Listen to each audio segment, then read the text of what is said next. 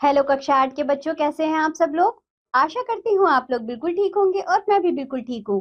मैं हूँ आपकी हिंदी व्याकरण की अध्यापिका। आज पढ़ेंगे हम पाठ नंबर 3, जिसका नाम है संधि यानी ज्वाइनिंग। संधि बच्चों क्या होती है?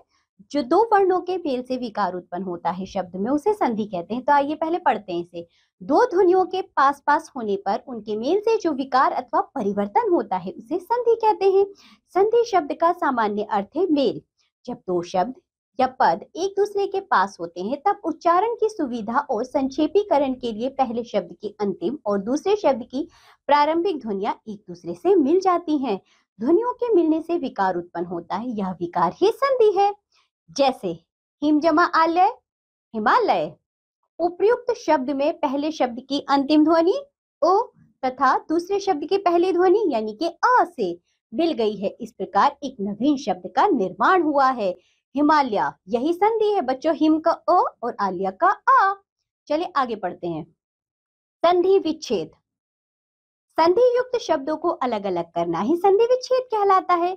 इस प्रकार हम कह सकते हैं विद्यालय। ये बच्चों संधि युक्त शब्द है, यानी कि इसमें संधि पहले से की गई है। अब जब हम इन शब्दों को अलग करेंगे तो ये होगा विद्या जमा आलय, यही हमारा संधि विच्छेद कहलाता है। जैसे हरिश्चंद्र, हरिह जमा चंद्र, नमः जमा ते, नमस्ते।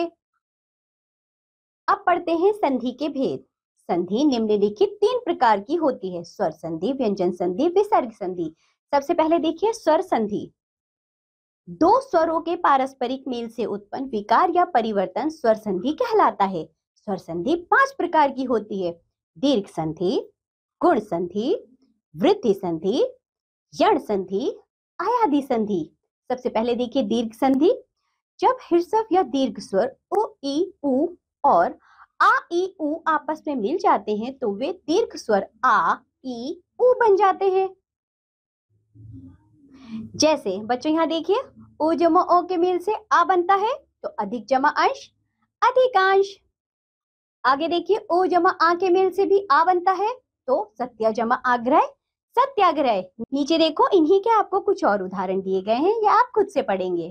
एक और परिवर्तन देखो बच्चों, ई जमा ई के मेल से ई होता है यानी अभी जमा इष्ट, तो क्या बन जाएगा? अभीष्ट हो जाएगा। इसी तरह ई जमा ई के मेल से ई होगा तो क्या बनेगा? प्रति जमा ईक्षा, प्रतीक्षा। नीचे देखो आपको और भी उदाहरण इसके दिए गए हैं, वो आप खुद से पढ़ेंगे। हाँ बच्चों आगे देखिए, जैसे यहाँ दिया है आ जमा अ, मिलकर क्या बना है? आ। जैसे दीक्षा जमा अंत होता है दीक्षांत। इसी तरह एक और देखिए, आ जमा आ मिलकर बनेगा आ, यानी कि वार्ता जमा आलाप, वार्तालाप। इन्हीं के बच्चों नीचे कुछ और उदाहरण दिए गए हैं, वे आप स्वयं से पढ़ेंगे। चलिए और परिवर्तन देखते हैं। ई जमा ई होता है अभी जमा इष्ट, अभीष्ट। नीचे इनके कुछ और उदाहरण दिए गए हैं। ई जमा ई होता है प्रति जमा ईक्षा यानी प्रतीक्षा। ई जमा ई मिलकर ई होगा शची जमा इंद्र, शचींद्र। बच्चों और परिवर्तन देखिए, ई जमा ई मिलकर ई होता है। उदाहरण से समझिए, रजनी जमा ईश, रजनीश। देखिए इनके कुछ और उदाहरण दिए गए हैं, वे आप स्वयं से पढ़ेंगे। उ जमा उ, क्या परिवर्तन होगा इसमें? उ यानी सु जमा उक्ति, सुक्ति। और परिवर्तन देखिए बच्चों, जैसे उ जमा उ मिलकर होता है उ, यानी भू जमा उद्धार हो जाएगा हमारा भूतधार। इसी के नीचे कुछ और उदाहरण दिए गए हैं, वे आप स्वयं से पढ़ेंगे। चलिए अब पढ़ते हैं हम गुण संधि। स्वर संधि का दूसरा भेद गुण संधि। जब ओ आ के बाद ई उ या री आए तो दोनों मिलकर ए ओ या अर बन जाते हैं। जैसे ओ जमा ई। बच्चों अभी जो हमने ऊपर पढ़ी है, इन दोनों में समान स्वर थे ना, तो उनमें परिवर्तन हो रहा था। अब हम पढ़ेंगे स्वरों में ही विभिन्न भिन्न भिन्न। जैसे ओ जमा ई मिलकर ए हुआ देव जमा इंद्र, देवेंद्र। शुभ जमा इच्छा, शुभेच्छा। नर जमा इंद्र, नरेंद्र। इसी तरह देखिए, ओ जमा ई मिलकर ए हुआ यानी उमा जमा ईश, उमेश। रमा जमा ईश, रमेश। नीचे क्या आप खुद पढ़ेंगे। और परिवर्तन देखिए बच्चों, ओ जमा उ मिलकर ओ होगा। उदाहरण देखिए, एक वीर जमा उचित, विरोचित। इसी तरह ओ जमा ऊ मिलकर ओ होगा, सूर्य जमा ऊर्जा सूर्योर्जा। आगे देखिए, आ जमा उ मिलकर ओ होगा, यानी महा जमा उदय महोदय। आ जमा ऊ मिलकर ओ होगा, यमुना जमा उर्मी यमुनोर्मी। नीचे के जो उदाहरण है बच्चों आप स्वयं से पढ़ेंगे। आगे देखिए, ओ जमा री मिलकर अर होगा, यानी कि देव जमा ऋषि देव ऋषि। इसी तरह आ जमा री मिलकर उर होगा, यानी वर्षा जमा ऋतु वर्ष ऋतु। नीचे बच्चों कुछ और उदाहरण दिए गए हैं, वे आप स्वयं से पढ़ें। अब पढ़ेंगे हम तीसरा भेद, वृद्धि संधि। जब ओ आ के बाद ए आई या ओ औ आए तो दोनों मिलकर क्रमशः आई एवं औ बन जाते हैं। जैसे ओ जमा ए मिलकर क्या बना बच्चों? आई बना। लोक जमा एषण लोकेशन। एक जमा एक एकाएक। इसी तरह ओ जमा आई मिलकर आई बनेगा। धन जमा ऐश्वर्य धनेश्वर्य। मत जमा इक्कय मत इक्कय। इसी तरह देखिए, आ जमा ए मिलकर आई बना, तथा जमा एव तथैव। उ जमा ओ मिलकर औ बना, परम जमा ओज परमौज। दंत जमा ओष्ठ दंतोष्ठ। इसी तरह अ जमा औ मिलकर औ बना, यानी वीर जमा औदार्य वीरोदार्य। वन जमा औषधि वनौषधि। आ जमा औ मिलकर औ बना, महा जमा औदार्य महोदार्य। महा जमा औषध महौषध। चलिए चौथा भेद, जिसका नाम है यण संधि। जब ई, उ और री के बाद कोई असमान स्वर आए तो ई का य उ का य वो और री का अर हो जाता है। जैसे ई जमा अ मिलकर क्या हुआ बच्चों? या हुआ, यानी यदि जमा अपि यद्यपि। इसी तरह देखो, ई जमा अ मिलकर क्या होगा? या होगा, यानी कि वी जमा आपक व्यापक। नीचे देखो आपको कुछ और उदाहरण दिए गए हैं, वे आप स्वयं से पढ़ेंगे। ई जमा ओ मिलकर होता है यू, यानी प्रति जमा उत्तर प्रत्युत्तर। उपरी जमा उक्त उपयुक्त। ई जमा ऊ मिलकर होता है यू। वी जमा उहु विहु। नी जमा ऊन न्यून। आगे देखिए, ई जमा ए मिलकर होगा आई, प्रति जमा एक प्रत्येक, अधि जमा एता अधिता। ई जमा अय मिलकर होगा ये, यानी नदी जमा ऐश्वर्य नदीश्वर्य। सखी जमा ऐश्वर्य सखेश्वर्य। पांचवा भेद, जिसका नाम है अयादि संधि। जब स्वर ए आई ओ और औ के आगे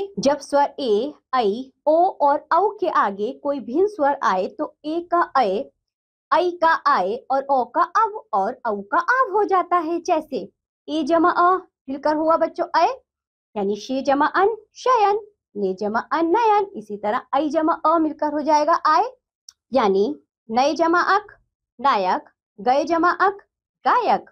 इसी तरह ओ जमा अ मिलकर होगा अव, ओ जमा अन पवन, भो जमा अन भवन। ओ जमा अ मिलकर हो जाएगा आव, यानी पौ जमा अक पावक, पौ जमा अन पावन। दूसरा भेद देखिए बच्चों, व्यंजन संधि। व्यंजन वर्ण के बाद किसी अन्य व्यंजन के समीप होने पर जो विकार या परिवर्तन होता है उसे व्यंजन संधि कहते हैं। व्यंजन संधि के अनेक रूप होते हैं। नीचे कुछ प्रचलित रूप दिए जा रहे हैं, इन्हें पढ़िए एवं समझिए। देखिए बच्चों, पहले शब्द का अंतिम वर्ण अपने वर्ग का तीसरा वर्ण हो जाता है। जैसे तो को द हो जाना, उत जमा घाटन उद्घाटन। चो को जो हो जाना, अच जमा अंत अजंत। तो को रो हो जाना, षट जमा दर्शन षड दर्शन। को गो हो जाना, यानी दिक जमा अंबर दिगंबर। अगला वर्ण नासिक्य होने पर पहले का अंतिम वर्ण भी अपने वर्ण का नासिक्य हो जाता है। जैसे षट जमा मुख षडमुख। आगे के आप स्वयं पढ़ेंगे। ई के बाद आने वाले री के पश्चात रो हो तो ई दीर्घ ई में बदल जाता है। जैसे निर्जमा रोग निरोग, निर्जमा रस नीरस। तो के लिए विशेष नियम है, जब तो के बाद चो या छो हो तो को चो हो जाता है। जैसे उत जमा चारण उच्चारण, शरद जमा चंद शरद चंद। आगे देखिए, तो के बाद जो या झो हो तो को जू हो जाता है। जैसे उत जमा ज्वल उज्ज्वल, सत जमा जन सज्जन। तो के बाद लो हो तो को लो हो जाता है, जैसे उत जमा लास उल्लास। तत जमा लीन तल्लीन। मो के बाद म आए तो मम हो जाता है, जैसे सम जमा मिलन सम्मेलन। सम जमा मोहन सम्मोहन। तो बच्चों ये थी हमारी व्यंजन संधि। अब पढ़ेंगे हम विसर्ग संधि। विसर्ग, विसर्ग के बाद किसी स्वर या व्यंजन के आने पर विसर्ग में जो विकार या परिवर्तन होता है उसे विसर्ग संधि कहते हैं, जैसे निहि जमा फल निष्फल, मनह जमा हर मनोहर।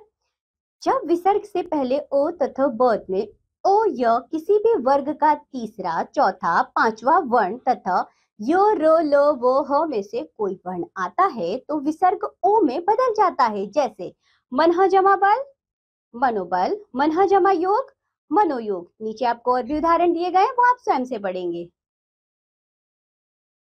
विसर्ग को रो में परिवर्तन, जब विसर्ग से पहले अ आ के अतिरिक्त कोई स्वर हो और बाद में किसी भी वर्ग का तीसरा, चौथा, पांचवा वर्ण हो अथवा यो रो लो वो ह में से कोई वर्ण हो तो विसर्ग का रो में परिवर्तन हो जाता है, जैसे दुहु जमा बल दुर्बल, दुहु जमा गुण दुर्गुण। नीचे देखिए आपको ऐसे बहुत सारे उदाहरण दिए गए हैं, वे आप स्वयं से पढ़ेंगे। विसर्ग को श में परिवर्तन, जब विसर्ग से पहले कोई स्वर हो और बाद में चो छो या श हो तो विसर्ग को श हो जाता है, जैसे निहि जमा चिंत निश्चिंत, दुहु जमा चक्र दुष्चक्र। आगे बढ़ते हैं। विसर्ग को स में परिवर्तन, जब विसर्ग के बाद तो या स हो तो विसर्ग को स हो जाता है, जैसे निहि जमा संदेह निस्संदेह, नमः जमा ते नमस्ते। विसर्ग को श में परिवर्तन, जब विसर्ग के पूर्व ई या ऊ हो तो विसर्ग के बाद को खो टो ठो पो में से कोई वर्ण होता है तो ऐसी स्थिति में विसर्ग का श हो जाता है, जैसे निहि जमा कलंक निष्कलंक, दुहु जमा प्रकृति दुष्प्रकृति, निहि जमा पाप निष्पाप। नीचे देखिए आपको और भी उदाहरण दिए गए हैं, वो आप स्वयं से करेंगे। तो बच्चों इसी के साथ ये पाठ होता है यहाँ समाप्त। आज हमने पढ़ी है संधि। हमने देखा कि संधि किसे कहते हैं, संधि कितने प्रकार की होती है, उसे उदाहरणों से ही समझा। आज जो भी पढ़ा है आप लोग उसका अच्छे से अभ्यास करेंगे। अब हम मिलेंगे आपसे अगली कक्षा में, तब तक के लिए बाय बच्चों।